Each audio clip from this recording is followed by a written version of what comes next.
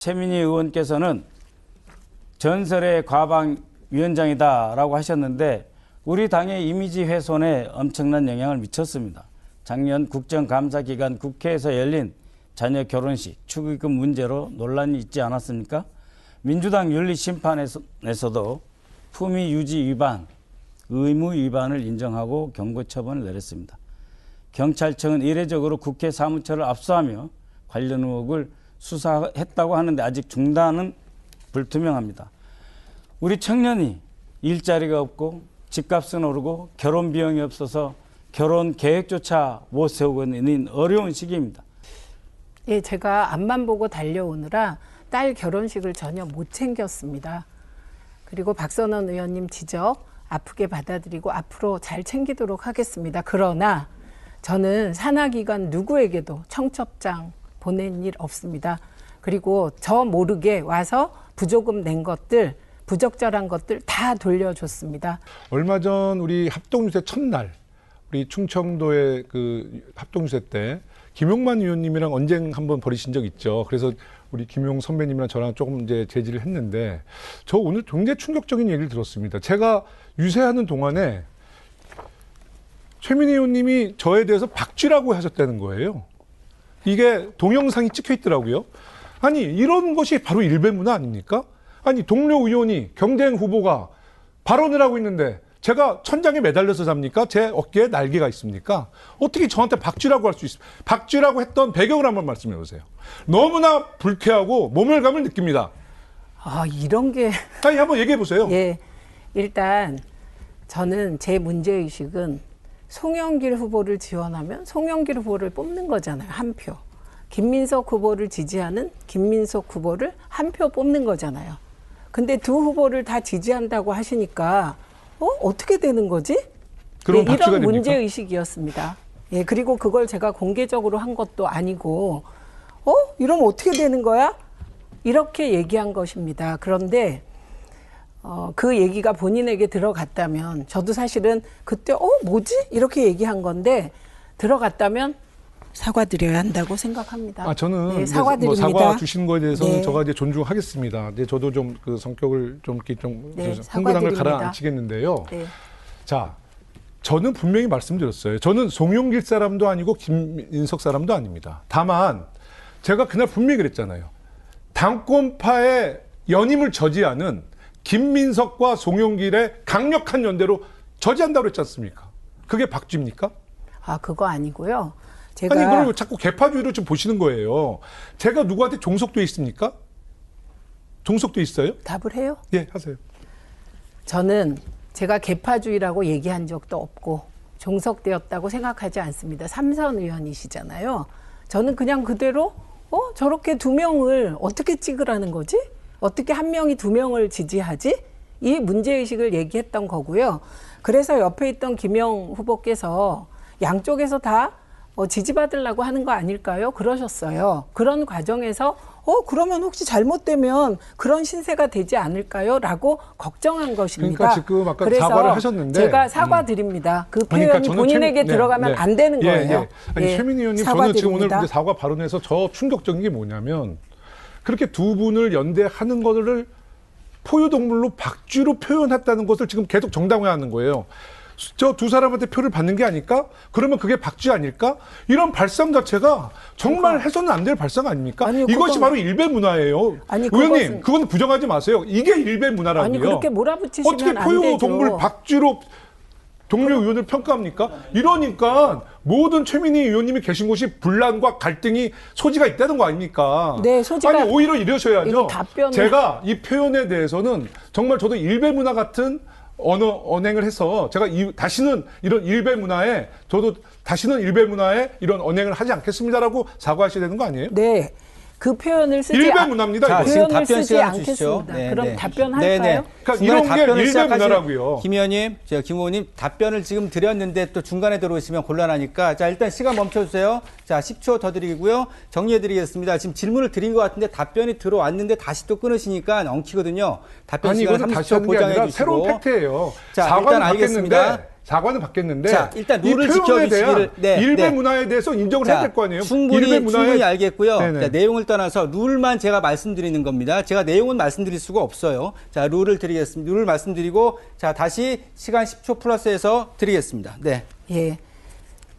제가 본인에게 일배식으로 받아들여졌다면 사과드리고 그런 표현 다시는 쓰지 네, 않겠습니다. 알겠습니다. 그러나 제가 공개적으로 조롱하거나 이런 게 아니고 정말 작은 소리로 김명 후보랑 이러면 혹시 이렇게 되지 않을까 한 게 들어가서 그러면 제가 이 사과가 부분은 지금 퇴색되는 거잖아요. 자, 끊으시면 안 공개는 안 되고요. 했더라도 30초는 보장해 혼잣말이라도 주시고 그런 말씀 하시면 안 되는 거죠. 김 의원님, 김 후보님. 네. 아니 혼잣말이라도 박쥐란 표현을 한다는 게 정당한 겁니까 그게? 이런 발상이 너무 잘못된 발상이에요. 공개가 되지 않더라도 앞으로 그런 표현 자체를 하지 않는 게 정상 아닙니까? 정상? 잘 한번 고민해 보세요. 이것이 네, 생각이든 말이든 저 답을 들었든 좀- 못 들었든 일베 문화가 지금 완전히 몸에 배어 있는 거란 말입니다. 다시는 그런 동물을 표현한다든지 이런 폄하 발언을 하면 안 돼요. 제가 의원님을 박쥐다라고 말하지 않았습니다. 동영상이 있어요. 박쥐라는 언어. 언어가 나온 건데 그거를 맥락을 봐주셔야 그럼 하고 박쥐는 누굽니까? 그렇게 되면 어떡할까라는 취지였습니다. 아니, 제가 왜 박쥐가 됩니까? 왜 그렇게 되면 제가 왜 박쥐가 되냐고요? 아까 앞에서 그러니까 지금 그 말씀드려- 본질을 지금 아니, 저 답변 아니, 하고 이렇게 시간 대충- 멈춰 아니, 주십시오. 잠깐만요. 제가- 자, 답변하고 잠깐만요. 싶습니다. 최민희 사전에 사과란 없어요. 진정한 사과란 없어요. 구질구질한 변명을 항상 덧붙이잖아요. 어? 지더라도 안 지게 보이려고 애를 쓰는 거지요. 정치를 떠나서 밥상머리 교육부터 안 된 사람이라고 전 봅니다. 자, 저 사람이 최고위원 정도가 아니라 수석 최고위원이 된다. 두고두고 민주당에게 큰 해악이 될 거라고 제가 예측합니다. 안 그렇습니까, 김두일 작가님? 아유, 맞습니다. 지금 한 표 줍쇼 하는 것부터 문제였지만은 네. 사실 저분은 지금 그 병원에 가서 약을 드셔야 되는데 아나키라 또 약을 쓰지 않아서 네. 걱정입니다. 이것이 정말 상태가 매우 심각해 보입니다.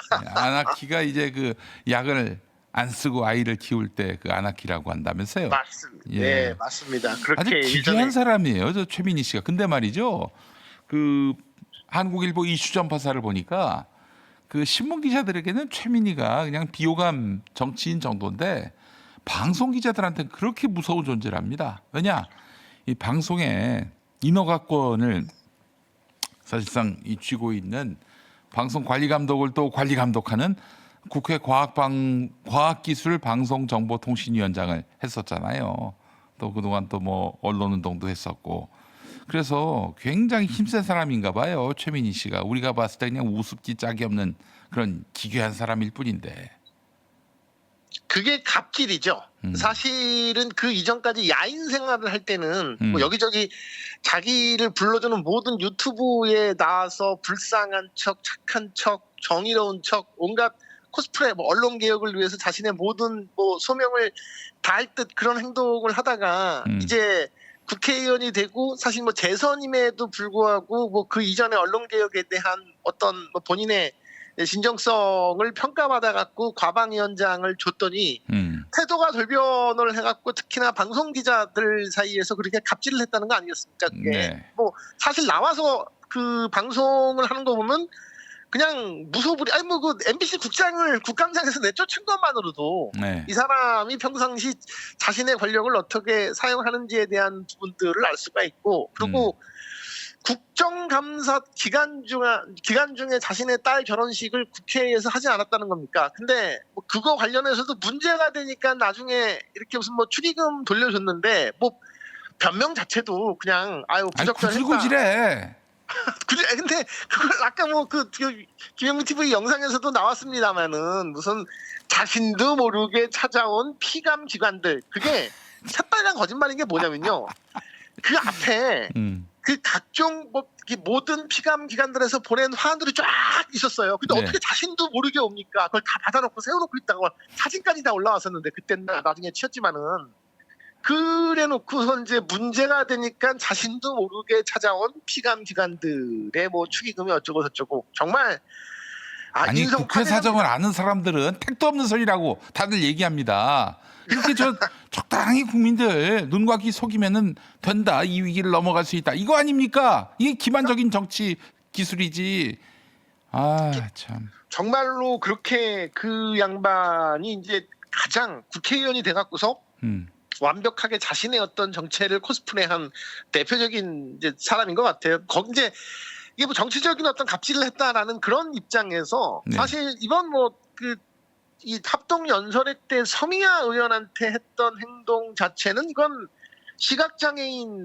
시각장애인인데 그 보이지 않기 때문에 그렇게 막 그냥 야유를 하고 뭐 막 이상한 얘기를 하고 심지어 악수도 패싱했다는 것 자체도 이거는 고의건 고의가 아니건 상당히 인성 자체의 문제를 삼을 만한 저는 굉장히 좀 심각한 이슈라고 보고 있어요. 아니, 기괴해요. 하는 짓거리들 보면은 하나하나가 다 기괴합니다. 뭐 이런 인간이 다 있어요. 아니 국회의원을 떠나서 뭐 이런 인간이 다 있어요. 어? 아나키가요. 아나키 네. 카페 한번 제가 옛날에 이제 들어가서 본 적이 있는데 네, 타지뇨와 더불어 아나키는요. 네. 가장 극성스러운 사람들입니다. 어떤 사고방식 자체가 정상도 아닌데 네, 이 정상이 아닌 그러니까 그릇된 신념을 가진데 고집이 센 사람들이 모인 대표적인 이 네이버 카페가 아나키와 타지뇨인데 예, 거기서 활동을 하시면서 방송 출연도 하고 책도 썼다고 하면은 이제 사실 이 최민희라는 사람이 갖고 있는 성향을 우리가 이제 지금은 이제 좀 냉정하게 좀 이렇게 좀 들여다봐야 된다라고 볼 수 있겠죠. 네. 그래요. 근데 이런 분이 지금 민주당에 들어와서 재선까지 했고요. 국회의원이 되더니 최고위원, 심지어 수석 최고위원 자리까지 노리고 있습니다. 어떻게 여기까지 올라왔게 됐는지 또 이런 정치가 어떻게 대중을 상대로 하는 정치 무대에서 가능한 것인지 한번 좀 분석해 주시겠어요? 그게 이제 그 이재명 대표 시절에는 리더가 워낙 탁월하기 때문에 네, 그 구성원들 속에서 우리가 옥석을 가리는 게 사실 힘들죠. 네, 그리고 과거에 뭐 민주당의 정치 문화 자체가 이제 뭐 X86 시대에 학생 운동을 했던 사람들 그게 사실 2000년대 초까지도 총학생회 이제 출신들을 이렇게 이제 민주당에서 이렇게 이제 데려다가 쓰고서 이제 전략적으로 키워서 뭐 국회의원도 되고 이제 그런 케이스들이 많습니다. 네. 그래서 지금은 이제 사실은 뭐 이제 이재명 대표, 이재명 대통령 시대 그리고 최근에 뭐 이제 뭐 김민석, 송영길 뭐 이 두 사람의 보면은 국가의 미래적 대사를 보면서 이렇게 우리가 어떤 비전을 만들어가는 게 있다고 하면은 그냥 과거의 어떤 투쟁적 노선에서만 큰 목소리를 냈던 사람들의 실력을 사실은 객관적으로 단 한 번도 우리가 검증할 수 없는 상태에서 뭐 초선, 재선 뭐 이렇게 아니면 뭐 이렇게 중진이 돼 가는 그런 상황들을 그렇지. 보다 보니 네. 이게 이제 정말 유능한 대통령 혹은 이 당대표 한 명 바뀌었을 뿐인데 윤석열이 3년 동안 대한민국을 망쳐놨듯이 이 정청래가 1년 사이에 민주당을 망쳐놓지 않았습니까? 그렇지. 이게 굉장히 어떤 중진들 혹은 리더들의 역할이 중요하구나라는 것을 우리가 좀 뒤늦게 알아가고 있는 거고 그런 것들을 지금 이제 고쳐나가고 있는 과정이라 우리가 굉장히 지금 스트레스를 받고 고통을 받고 있는 그런 과정이다. 그걸 바로 잡을 수 있는 이제 순간들이다라고 말씀드리고 싶네요. 그런 정도가 아니라 최민희 씨는 이제 김어준, 유시민 이쪽 계열에서 뭐 정말 충성을 다하지 않았습니까? 전에 KTV에서 이재명 대통령 출국 영상 때 정청래가 잘 안 보이니까 이걸 가지고 자기가 가진 권력으로 뭐 상세히 진상 조사를 하겠다 이렇게 또 주접을 떨다가 그냥 큰 논란을 이야기했었고 말이죠. 주접을 떨었죠. 예, 그게 과방위원장이 휴일날 갑자기 그 KTV 잡돌이를 한 거죠. 네. 그렇게 해갖고서 본인이 그걸 또 문제가 되니까 과방위원장으로서 잡돌이한 것을 취재를 했다라고 또 그렇게 또 말을 뭔 바꿔갖고 취재를 하기는 아니 최민희 과방위원장이 기자인가요? 취재할 네. 군번입니까? 예? 그러니까 항상 늘 뭐 생각나는 대로 막 마구마구 막 그렇게 내뱉는 습관이 있는 거예요. 예. 그런 문제들이 이제 있어갖고서 언제나 이제 갑질의 대명사처럼 지금 되어가고 있고, 말씀 주신 대로 흔히 말하는 이제 뭐 팀 김어준, 뭐 유시민 등의 충성을 다하면서 여기까지 올라올 수 있죠. 가진 컨텐츠는 없는데 오직 그냥 선동과 큰 목소리, 그다음에 이제 뭐 돌쇠처럼 밀어붙이는 그런 어떤 뭐 이 무자비함, 뭐 그런 형태로 선명성, 개혁성 이걸 이제 그 저기 한마디로 둔갑을 시키고 있는 거지. 예. 자신의 근데 이런 이제 싸가지 없음을. 예.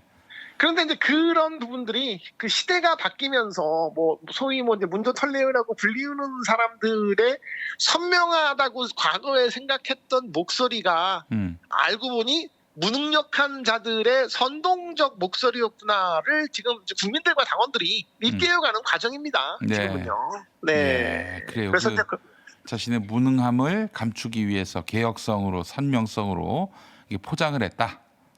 그렇죠. 그렇게 해서 여기까지 온 거고, 지금도 이제 그러한 뭐 예를 들어서 뭐 김어준 방송만 보는 사람들의 경우는, 혹은 뭐 그러니까 아침에 김어준 보고 오후에 매불쇼만 보는 사람들, 딴지일보에서 활동하는 사람들을 보면은 이제 그 세계관에서 벗어나지 못하는 거죠. 그래서 뭐 지금 최근에 뭐 그 부산 돌려차기 피해자가 김영민 의원에게 지옥에나 가라는 그런 댓글을 남길 정도로 정말 어떤 국민들의 어떤 민생 피해에 대한 것들을 생각하지 않고 그런 법안들을 이렇게 밀어붙이는 것 자체가 어떻게 보면 선명한 목소리를 내는 것만이 뭐 진성 당원들한테 표를 받을 수 있다라는 그런 정치적 계산 때문인 건데, 이런 게 이제 잘못된 그 관행과 처세가 네. 지금 민주당 내에 그 독버섯처럼 뿌리 내리고 있어요 지금. 맞습니다. 정말 이런 것들을 얼른 바꿔야 되고, 그게 제 생각에는 지금 당대표가 이제 바뀌어지면 김민석 후보 쪽으로 바뀌어지면, 뭐 김민석 후보 어저께 광주 전주에서 연설하는 거 보면 아주 이재명 대통령의 3대 메가 프로젝트나 아니면은 뭐 여러 가지 어떤 뭐 반도체 정책들에 대해서 정부에서 하는 것들을 어떻게 국회에서 입법적 뒷받침을 할 것인가에 대한 진정한 고민들을 하고 있어요. 그런데 이 친청계 의원들은 다니면서 그런 김민석을 계속해서 뭐 이간질하고 있고, 뭐 아까 박쥐 얘기도 나왔습니다만, 오늘 지금 화제가 되고 있는 것은 이제 뭐 김민석이 뭐 대통령이나 뭐 지가 대통령이 된 것처럼 얘기해 막 이렇게 또 그 뭐 유튜브 채널에 뒷담화 수준으로. 이게 항상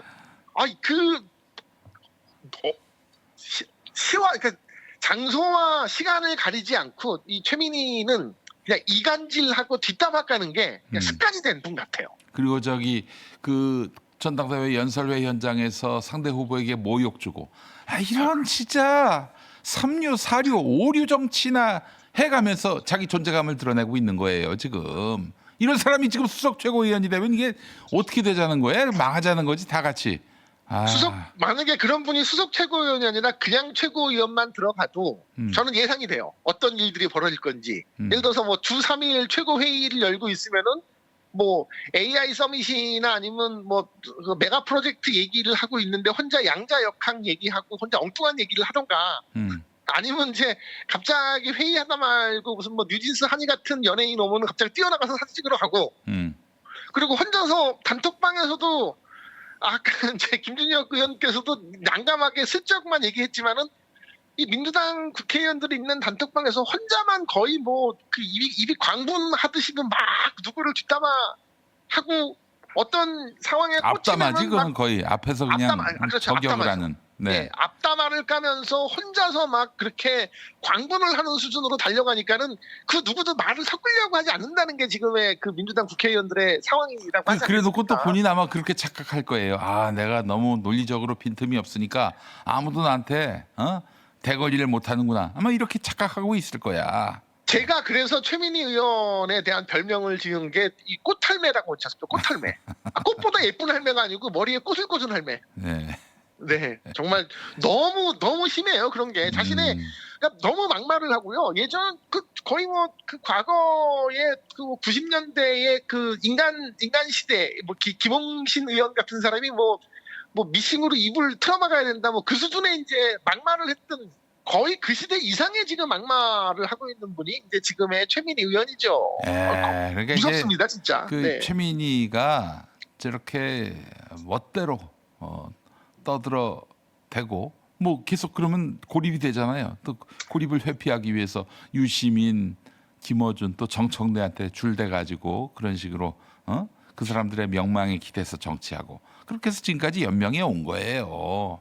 이런 연명해 사람한테 왔지만 무슨 더 나은 더 밝은 정치를 기대할 수 있겠습니까? 저는 지금의 이제 지난주까지는 최민희가 1주차에 굉장히 그 좀 압도적인 1등을 하고 있는데 최고 의원 중에. 근데 저는 조심스럽게 2024 정봉주 어게인을 한번 노려보고 있습니다. 왜 그런 전망을 하고 있냐면 일단은 왜 졌어요 사태가 터진 게 지난주 목요일이거든요. 목요일 오후. 그걸로 인해서 이미 예. 그게 시작이고, 예. 그러니까는 이제 이미 다 온라인 투표가 다 끝난 상태에서 왜 졌어요 사태가 터지고, 그리고 서미야 의원에 대한 이거는 뭐 거의 폐륜적인 수준의 악행이죠. 네. 이걸 여과 없이 진행을 했고, 여기에 이제 박쥐에 뭐 지가 대통령 됐나봐 한 표 줍쇼까지 그냥 단 하루도 쉬지 않고 이 최민희 의원이 구설에 오르고 있어요. 근데 굉장히 비호감적인 구설에 오르고 있어갖고 이거 민주당 지지자로서 만약에 아까 우리가 지금 얘기했듯이 최민희 같은 사람이 이제 최고 지도부에 들어왔을 때의 쪽팔림은 이건 마치 국민의힘이 봤을 때 우리는 이 수치스러움을 어떻게 견딜 수 있을까, 저는 그 정도의 고민을 이제 할 수 있는 단계라고 봐요. 그래서 이제 투표의 어떤 최민희에 대한 어떤 열기가 그동안은 이제 인지도 깡패로 끌고 왔다고 하면은 이런 것들이 상당히 이제 후퇴할 수 있을 것이다. 라고 저는 그렇게 지금 보고 있어요. 예, 알겠습니다. 최민희 얘기만 했네요. 네. 네. 자, 김두일 작가님 오늘 인터뷰 감사하고 저녁에 또 뵙는 겁니까? 우리 저녁 때 또 예. 목사와 법사 시간에 또 뵙고서 또 더 많은 얘기 나누시죠. 예, 네. 아고라에서 뵙도록 하겠습니다. 말씀 잘 들었습니다. 네, 고맙습니다. 네.